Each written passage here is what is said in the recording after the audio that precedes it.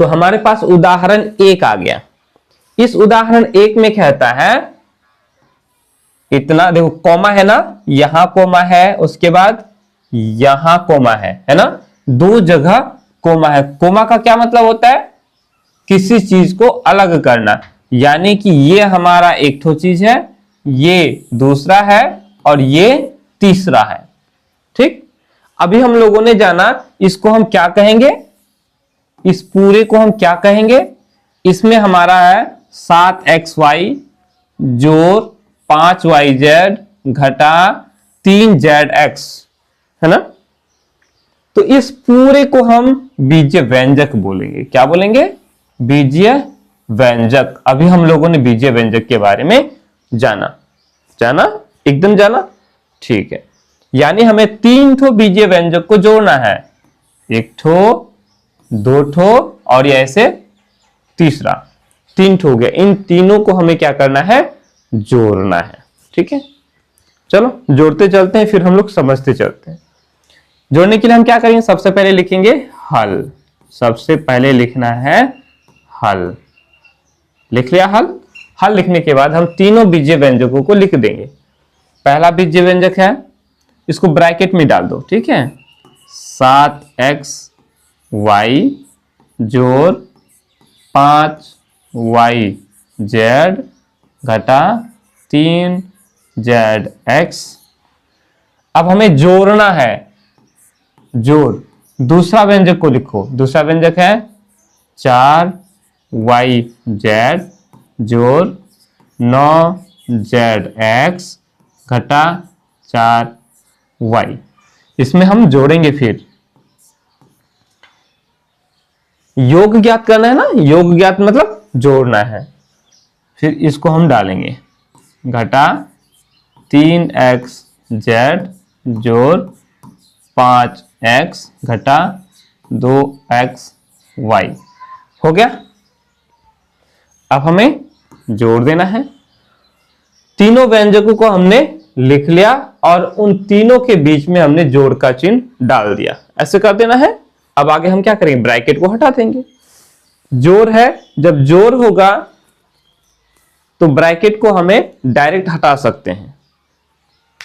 ऐसे लिखेंगे इसको तो पहले लिख लेंगे 7xy जोड़ 5yz घटा 3zx।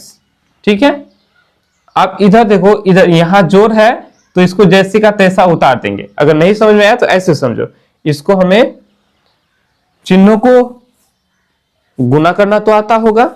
जैसे अगर आप लोग को दिया जाए जोड़ गुना जोड़, क्या होता है? जोड़ होता है।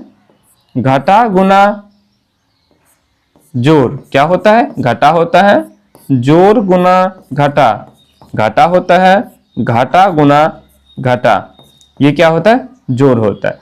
ये चिन्हों के बारे में आप लोग को पता होगा।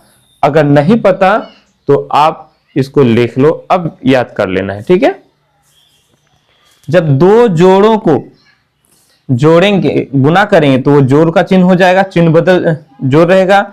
जब एक ठो घटा और एक ठो जोड़ को अगर गुना करेंगे तो घटा हो जाएगा। एक ठो जोड़ और एक ठो घाटा को अगर गुना करेंगे तो घटा हो जाएगा। 2 ठो घाटा को यदि हम गुना करें तो वो हो जाएगा जोड़। ठीक, क्लियर? अगर इतना क्लियर तो यहां अब आप लोग को मैं बता रहा हूं, जहां भी ब्रैकेट रहे, ब्रैकेट का मतलब ही होता है गुना। याद रखना आपको, ब्रैकेट का मतलब गुना। जैसे कि आपको दिया जाए 4 ब्रैकेट 2, अगर ऐसे दिया हुआ है तो इसका क्या मतलब होगा कि 4 और 2 गुना हो रहा है, तो 4 दूनी 8 हो जाएगा। क्लियर? चलो,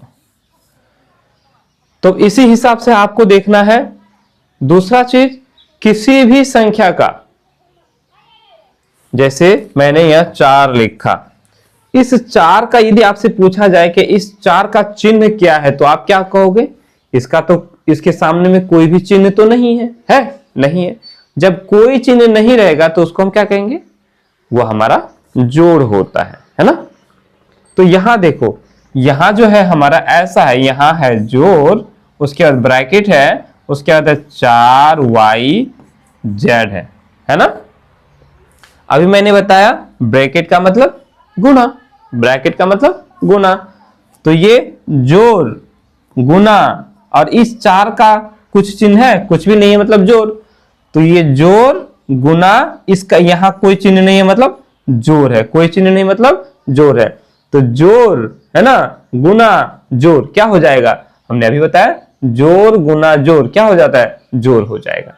यानी कि हम यहां जोड़ का चिन्ह लगाएंगे, उसके बाद 4YZ लिखेंगे। ठीक उसी तरह से फिर से ये जोड़, ये गुना और ये फिर जोड़, तो जोड़ गुना जोड़ करेंगे तो ये जोड़ हो जाएगा। 9ZX लिखेंगे। फिर से आगे इससे भी गुना करना है, जोड़ गुना घटा, जोड़ गुना घटा घटा होता है। ठीक, अभी हम लोगों ने देखा जोड़ गुना घटा क्या होता है, घाटा। तो यहां घाटा हो जाएगा 4Y, हमने इधर को लिख लिया।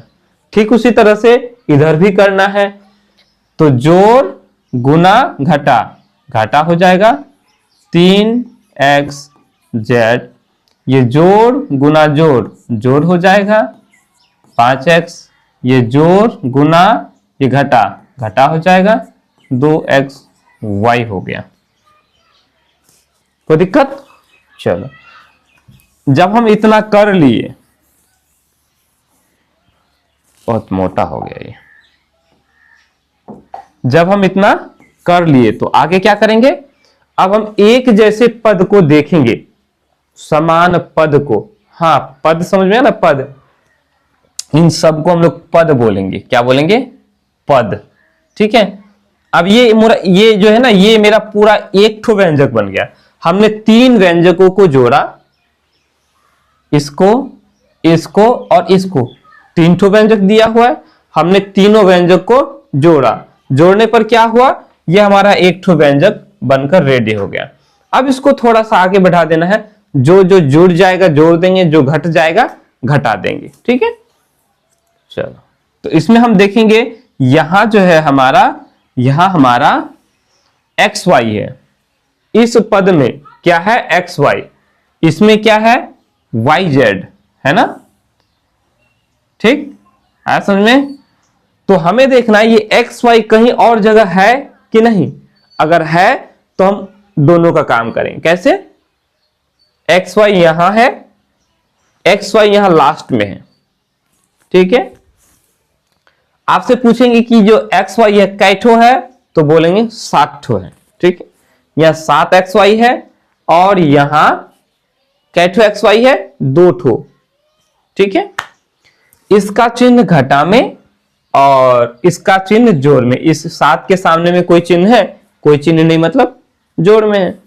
तो ये जोड़ में और ये घटा में।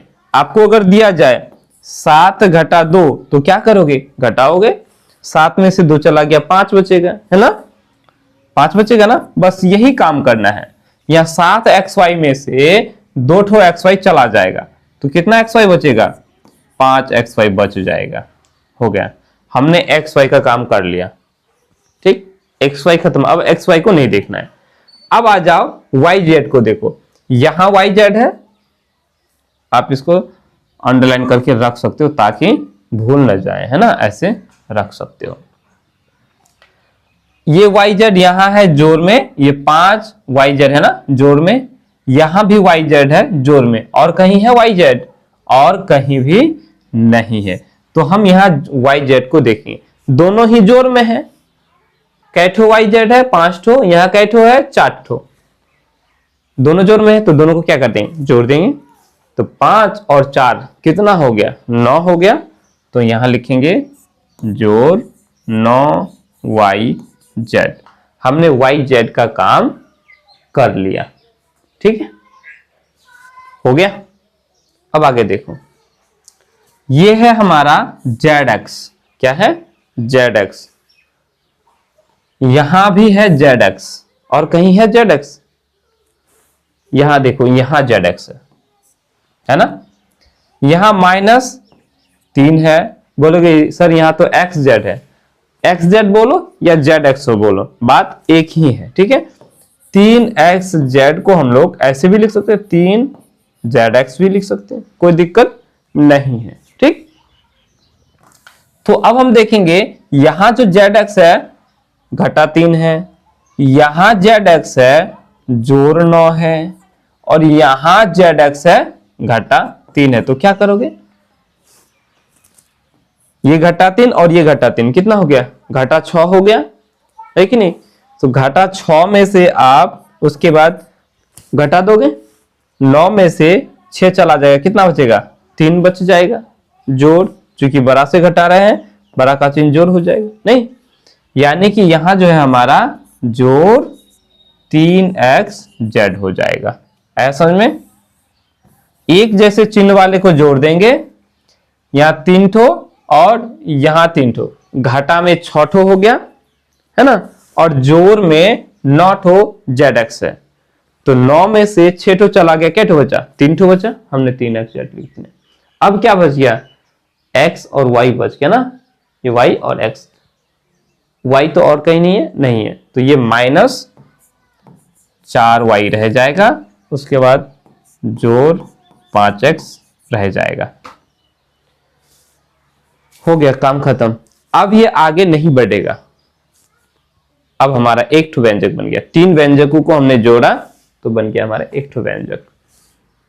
कोई दिक्कत, ये हमारा क्या बना, ये हमारा एक व्यंजक हुआ। क्यों व्यंजक हुआ, अभी हम लोगों ने पढ़ा व्यंजक क्या होता है, बीजीय व्यंजक क्या होता है, तो जब चर और अचर, है ना, चर और अचर जोड़, घटा, गुना या फिर भाग, इनमें से किसी के साथ भी यदि जुड़ा हुआ हो तो उस कथन को, उस चीज को, उसे हम क्या कहेंगे, बीजीय व्यंजक कहेंगे। तो इसमें देखो, इसमें चर भी है, अचर भी है, जोड़ भी हो रहा है, घटा भी हो रहा है, गुना भी हो रहा है, नहीं। अब 5xy की बात करेंगे तो 5xy क्या हो रहा है, 5 गुना x गुना y, फिर जुड़ रहा है 9yz, 9 गुना y गुना z, है ना। तो इस तरह से ये हमारा बीजीय व्यंजक हो गया।